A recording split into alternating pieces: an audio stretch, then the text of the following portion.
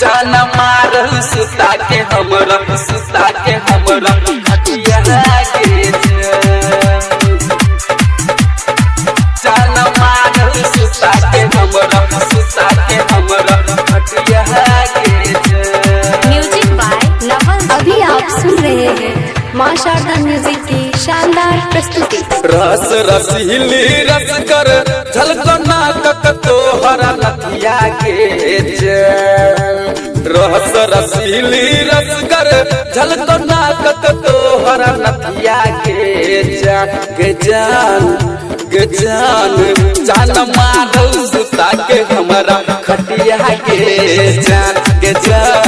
जान मारू सुता के हमरा खटिया के जान मारू सुता के हमरा खटिया के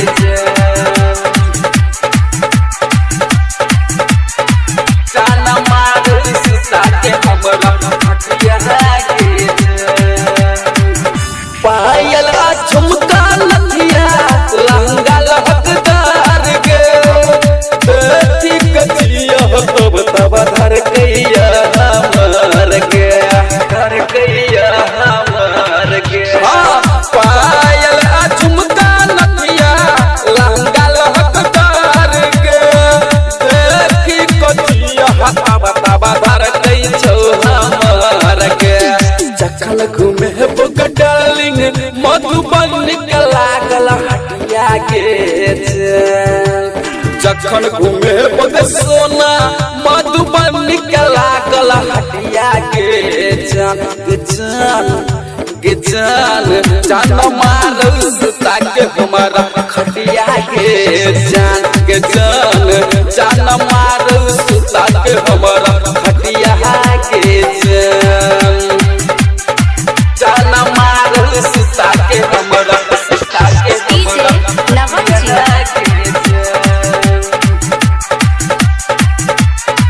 जान मारू सुता के हमरा खटिया के।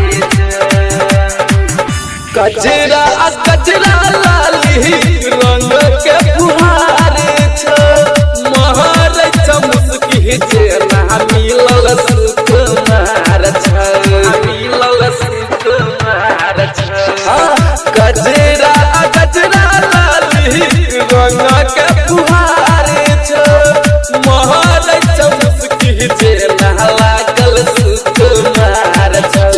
साया सारी ब्लाउज अपन पसंद ककेला खटिया के साया सारी ब्लाउज अपन पसंद ककेला खटिया के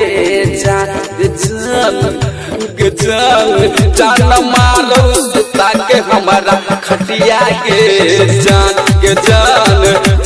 मारू सुता के हमरा खटिया के